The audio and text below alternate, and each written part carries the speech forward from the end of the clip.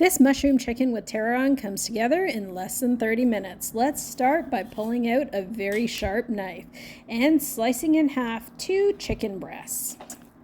Keep your hand on top of one chicken breast while you're slicing, and it allows you to slice it evenly and thinly as possible. Now add salt and pepper to both the back and the front of both chicken breasts. Add butter and a little avocado oil to your skillet.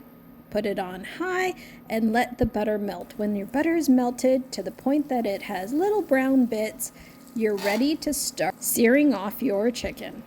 There's no need to rush this process, so do 2 chicken breasts at a time. Once you lay it down, don't move it around. Leave it for a good 3 to 5 minutes. Just flip over one edge so that you can see whether it's browned well enough. And if you see that it's browned well enough, just like this, then flip them both over and leave them for another 3 to 5 minutes to repeat the process.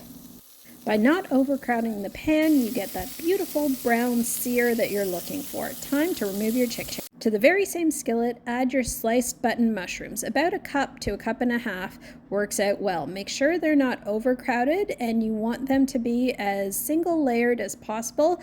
Don't mix it around, add salt and pepper, no extra oil needed, and let this sear down for 3 to 5 minutes until there's a nice brown golden color on the bottom side. Flip over a piece or 2 once you see some browning, as you can see here. Time to flip them over and lay them flat again to sear again for another 3 to 5 minutes until they're toasty brown. Now, as strange as this may seem, you want to move your mushrooms to the outside rim of your skillet. Now lay down your chicken right into the middle. It's okay if it's crowded a little bit. We're going to add 1 cup of chicken broth right to the middle. Put the cover on and let it simmer for another 5 minutes. 3/4 of the way through that process, add 1 teaspoon of tarragon. I prefer fresh tarragon, which holds up well in the freezer. So if you can, use fresh. If not, use dried. Now add 2 chopped cloves of garlic right into the mix. Let it simmer for another 3 minutes. Add a slurry of 1/2 cup of milk and 1 tablespoon of flour. This will thicken up your entire mixture.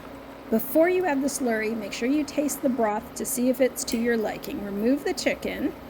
This way you'll be able to thicken the sauce without any interference. Now add your milk slurry, not cream, milk, right into the pot. Reduce your heat to medium and continuously stir. This should start to thicken up in 2 to 3 minutes. Once it's thick enough, it's time to bring your chicken right back. Like you can see, it's thickening up. Time to add our chicken.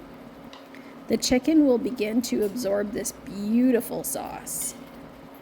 Often I actually cut up the chicken before I add it back, especially if there are little kids coming for dinner, but if not, leave them as chicken breasts. Simmer for another 3 to 5 minutes, and as you can see, I cut one in half just so you can see how moist and delicate the chicken is.